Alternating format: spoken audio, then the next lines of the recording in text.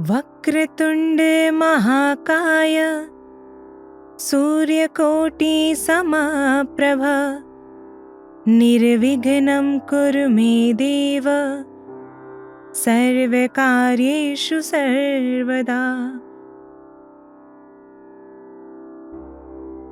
वक्रतुंड महाकाय सूर्यकोटि समप्रभ निर्विघ्नं कुरु मे देव सर्वकार्येषु सर्वदा।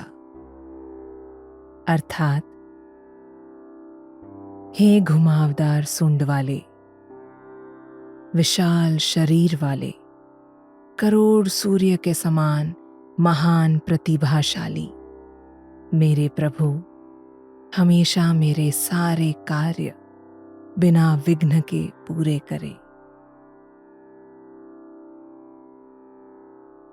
नमस्ते। गणपति बप्पा की इस प्रार्थना के साथ मैं रिद्धि त्रिवेदी लेवल सुपरमाइंड की स्लीप स्टोरीज में आपका स्वागत करती हूँ। किसी भी शुभ कार्य की शुरुआत हमेशा गणेश जी की पूजा से की जाती है। जब भी जीवन में किसी संकट या विघ्न का आभास होने लगता है, तब भी गणेश जी का स्मरण किया जाता है और खासकर गणेश उत्सव में पूरा देश गणेश जी की भक्ति में लीन रहता है। ऐसा क्या है जो गणेश जी को जन देवता यानी सबसे प्रिय देवताओं में से एक माना गया है? या फिर उनमें ऐसी क्या विशेषताएं हैं जो उन्हें सभी गणों के मुखिया यानी लीडर बनाती है? क्या हम गणेश जी के स्वरूप से कुछ लीडरशिप क्वालिटीज सीख सकते हैं?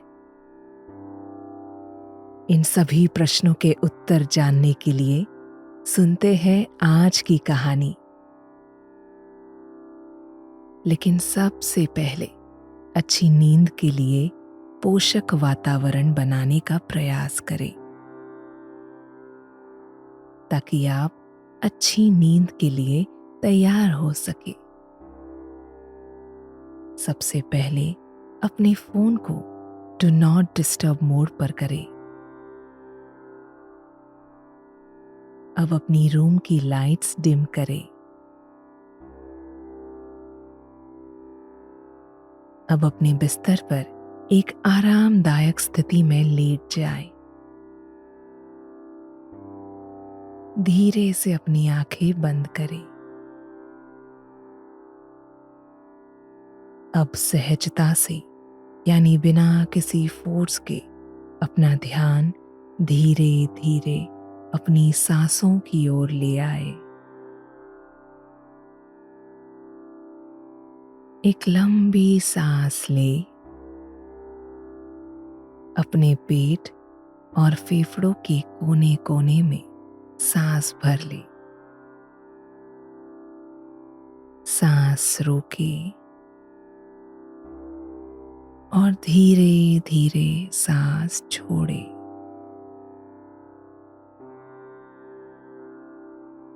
फिर से लंबी सांस ले। सांस रोके और सांस छोड़े। एक और बार लंबी सांस ले। सांस रोके और धीरे धीरे सांस छोड़े।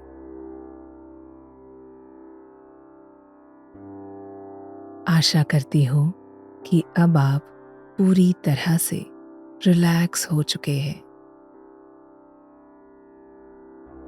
तो चलिए कहानी की शुरुआत करते हैं। वैसे तो पुराणों में गणेश जी के जन्म के बारे में कई कहानियां बताई गई है,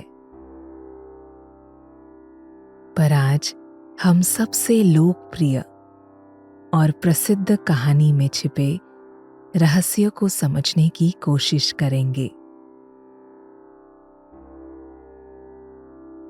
विवाह के बाद माता पार्वती और महादेव कैलाश पर्वत पर एक अत्यंत आनंदी और सुखी जीवन बिता रहे थे। कैलाश पर्वत पर सदैव कई देवी देवता और ऋषि मुनियों का आना जाना लगा रहता था। उनके आगमन के साथ कई उत्सव मनाए जाते थे, जिनमें नृत्य, संगीत, गुलाल उड़ाना जैसे कई आनंददायक कार्यक्रम होते थे। संपूर्ण कैलाश पर्वत आनंद उत्सव में डूबा हुआ था। उत्सव मनाते मनाते माता पार्वती ने देखा कि उनका पूरा शरीर गुलाल और धूल से ढक गया है। माता ने अपने शरीर पर लगी धूल मिट्टी को दूर करने के लिए अपने शरीर पर हल्दी का उपटन लगाया। उपटन उतारते उतारते उनके मन में अचानक ये विचार आया कि इस कैलाश पर उनका और सिर्फ उनका सुनने वाला, उनका अपना कोई होना चाहिए। और उन्होंने उस उपटन से एक सुंदर बालक की मूर्ति बनाई। माता ने उस मूर्ति की ओर प्यार से देखा, बड़ी ममता से उसे स्पर्श किया और उसमें प्राण भर दिए। और जन्म हुआ एक प्यारे बालक का, यानी पार्वती नंदन गणेश का। ये बात एक पौराणिक कहानी के रूप में तो हमें अच्छी लगती ही है, पर आज हम इसे थोड़ी गहराई से जानने का प्रयास करते हैं। उत्सव मनाना कोई बुरी बात नहीं है, पर जीवन में जब उत्सव ज्यादा हो जाते हैं तब वो हमें सत्व गुण से रजस गुण की ओर, यानी ज्ञान और पवित्रता से भौतिक इच्छाओं और अज्ञान की ओर ले जाते हैं। और धीरे धीरे हम पर अज्ञान की परत जमने लगती है। माता पार्वती ने यही भौतिक परत उतारकर गणेश जी का निर्माण किया था। इसलिए गणेश जी सुंदर, शक्तिशाली, साहसी और आज्ञाकारी तो थे, परंतु अभी भी कहीं ना कहीं उनमें ज्ञान यानी सत्व गुण की कमी थी। भगवान को देखने के लिए, समझने के लिए शक्ति की नहीं, विवेक और ज्ञान की आवश्यकता होती है।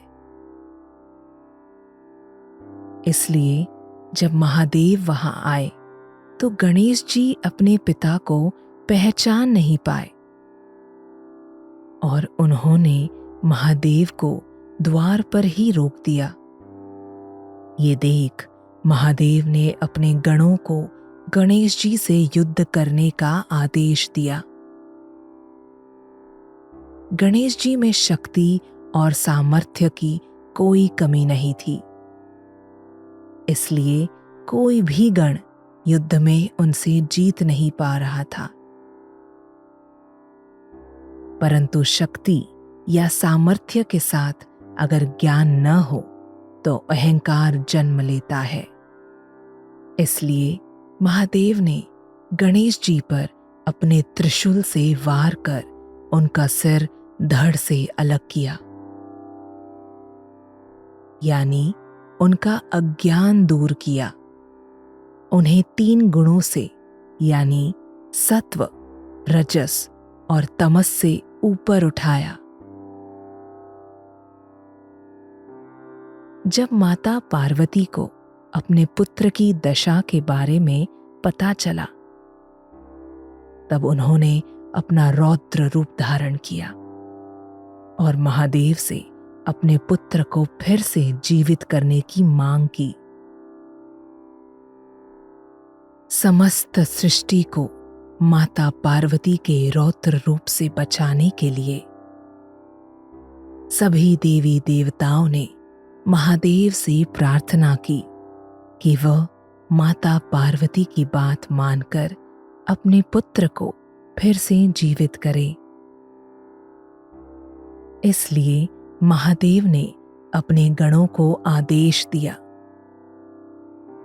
कि वे जंगल में जाकर एक ऐसे प्राणी का सिर लेकर आए जो उत्तर दिशा की ओर सिर रखकर सोया हो। जब गण ऐसे जानवर की खोज में गए तो उन्हें एक हाथी का बच्चा उत्तर दिशा की ओर सिर रखकर सोया हुआ दिखा और वे उसका सिर ले आए। फिर महादेव ने हाथी का सिर गणेश के धड़ पर लगाया और उसमें फिर से प्राण भर दिए। जब गणेश जी पुनः जीवित हुए तब वह अज्ञान और अहंकार से पूरी तरह दूर हो चुके थे। महादेव ने अपने इस प्यारे पुत्र को अपने गणों का मुखिया बनाया, जिससे उन्हें गणपति, गणेश, गणाधीश और गणनायक जैसे कई नाम मिले। अब इस संपूर्ण घटना को गहराई से देखते हैं। महादेव ने उत्तर दिशा ही क्यों चुनी? इसका कारण ये है कि योगिक और आध्यात्मिक शास्त्रों के अनुसार नैसर्गिक ऊर्जा का प्रवाह उत्तर दिशा की ओर बहता है। हम अपने शरीर को भी देखें तो ऊर्जा का प्रवाह हमारे मूलाधार चक्र से, यानी हमारी रीढ़ की हड्डी के निचले हिस्से से सहस्रार चक्र की ओर, यानी हमारे सिर की ओर बढ़ता है। योगिक शास्त्र के अनुसार हमारा सिर हमारे शरीर का नॉर्थ पोल, यानी उत्तर ध्रुव होता है। इसलिए शिवजी ने उत्तर दिशा का ही चुनाव किया। इंसान के शरीर पर हाथी का सिर ये बहुत ही अनोखा और विचित्र संगम है, जिसे गणेश जी ने बहुत ही सरलता से अपनाया। हमारे जीवन में भी कई बार ऐसे विचित्र प्रसंग आ सकते हैं जिन्हें हमें बिना किसी संकोच के स्वीकार करना चाहिए। अब हम गणेश या गणपति का अर्थ जानने का प्रयास करते हैं, जिससे हमें एक अच्छे नेता या लीडर के गुणों के बारे में पता चलेगा, ताकि ये गुण यानी लीडरशिप क्वालिटीज हम अपने निजी जीवन और कार्य में ला सके। गण का अर्थ होता है समूह या ग्रुप। शिव भक्तों के समूह का प्रमुख यानी गणपति या गणेश। पर देखा जाए तो संपूर्ण ब्रह्मांड छोटे छोटे अणुओं का यानी एटम्स का समूह ही तो है। हमारा शरीर भी अलग अलग पेशियों यानी सेल्स का समूह है। इस प्रकार गणेश जी को शरीर से लेकर ब्रह्मांड तक हर समूह का प्रमुख माना जाता है। उनमें एक अच्छे नेता यानी लीडर के सभी गुण हैं। उन्हें मिला हाथी का सिर उनकी असामान्य बुद्धि दर्शाता है, जो एक अच्छे लीडर के पास होनी चाहिए। उनके बड़े कान और छोटा मुंह ये दर्शाता है कि एक नेता को हमेशा ज्यादा से ज्यादा सुनना चाहिए, जैसे कि ज्ञान की बातें, अपने समूह के लोगों की समस्या या उनके विचार और सुझाव। और जितना आवश्यक है उतना ही बोलना चाहिए। उनका बड़ा पेट दर्शाता है कि एक नेता को अपने समूह की समस्या, उनकी गलतियां, बड़े से बड़े संकट अपने पेट में समा लेने चाहिए। उनके बारे में इधर उधर चर्चा न करते हुए उनका हल निकालना चाहिए। उनकी छोटी छोटी आंखें उनकी दूरदर्शिता दर्शाती है। आने वाले अवसर या संकट को दूर से ही भांप लेना एक नेता के सबसे महत्वपूर्ण गुणों में से एक है। उनकी लंबी सूंड लचीलापन यानी फ्लेक्सिबिलिटी दिखाती है। परिस्थिति के अनुसार अपने आप को मोड़ना, बदलना आवश्यक होता है। अगर कोई अपनी ही बात पर अड़ा रहे तो निजी और व्यवहारिक जीवन में तरक्की की संभावना बहुत कम हो जाती है। गणेश जी अपनी सूंड से बड़े से बड़ा पत्थर या पेड़ भी हटा सकते हैं और छोटी से छोटी सुई भी उठा सकते हैं। एक अच्छे नायक की खूबी यही है कि वो बड़ी से बड़ी समस्या हो या छोटी सी छोटी बात, सबको पूरी एकाग्रता से संभालते हैं।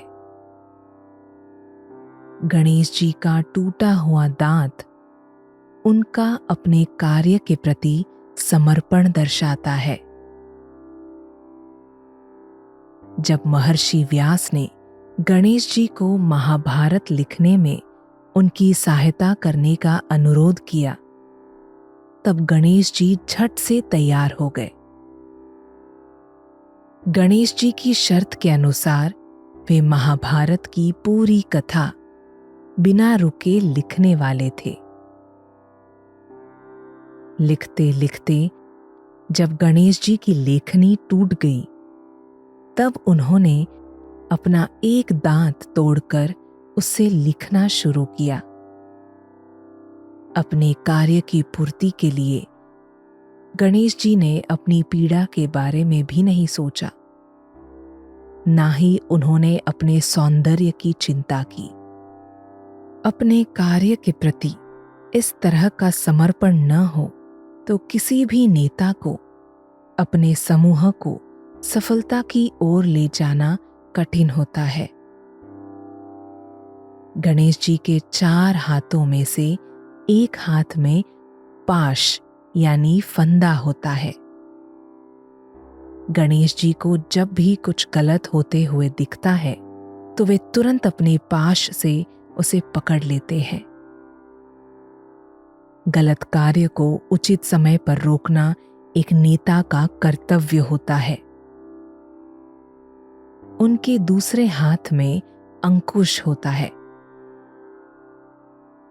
कभी कभी अपने सहयोगियों को सफलता की ओर ले जाने के लिए उनके साथ थोड़ी सख्ती बरतनी पड़ती है।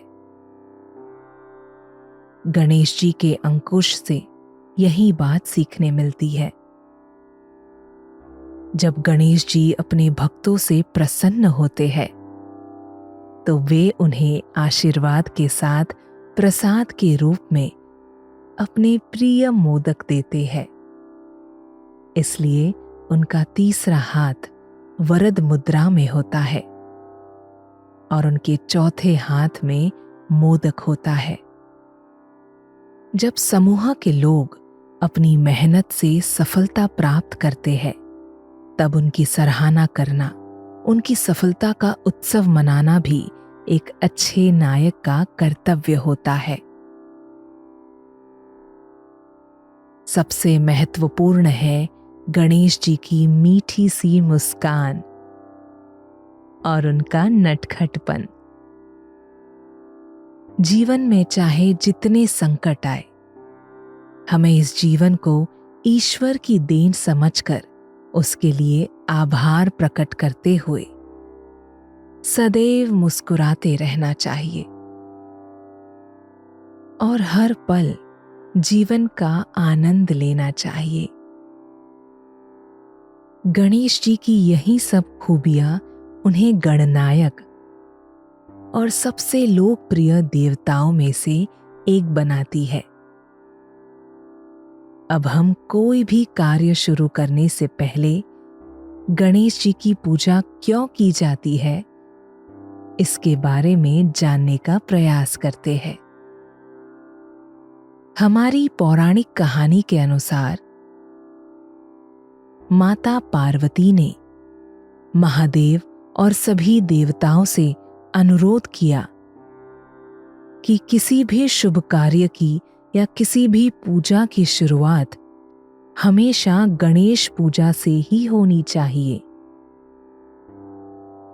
तभी भक्तों का कार्य बिना किसी विघ्न के संपन्न होगा। सभी देवी देवताओं ने खुशी खुशी माता पार्वती की इस बात को स्वीकार किया। इसलिए आज भी भारत में हर शुभ कार्य की शुरुआत गणेश वंदना से होती है। परंतु इस बात की ओर योगिक और आध्यात्मिक शास्त्रों के अनुसार देखें तो हमारे शरीर में 7 मुख्य चक्र यानी एनर्जी पॉइंट्स होते हैं। उनमें से सबसे पहला चक्र है मूलाधार चक्र, जो हमारे मेरुदंड यानी स्पाइन के निचले हिस्से में स्थित होता है। हमारे शरीर में गणेश जी का स्थान मूलाधार चक्र में ही होता है। मूलाधार चक्र का संबंध हमारी भौतिक और प्राकृतिक इच्छाओं से जुड़ा है। जब तक हम अपनी इन इच्छाओं से बाहर नहीं आते, तब तक हमारे जीवन की नींव पक्की नहीं हो पाती।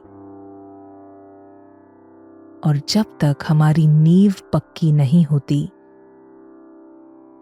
तब तक हमारा भौतिक या आध्यात्मिक कोई भी कार्य सफल नहीं हो पाता। इसलिए सर्वप्रथम मूलाधार चक्र में संतुलन लाना अत्यंत आवश्यक है। इसी कारण सर्वप्रथम गणेश जी की आराधना कर हम अपनी नींव यानी अपने आधार को पक्का करते हैं, ताकि हमारा अगला कार्य सफल हो सके। आशा करती हूँ गणेश जी से जुड़ी ये कहानी आपको अच्छी लगी होगी। गणेश जी के बारे में जानने के लिए और भी कुछ कहानियां आप लेवल सुपर माइंड पर सुन सकते हैं। लेवल सुपर माइंड के साथ जुड़े रहने के लिए धन्यवाद। शुभ रात्रि।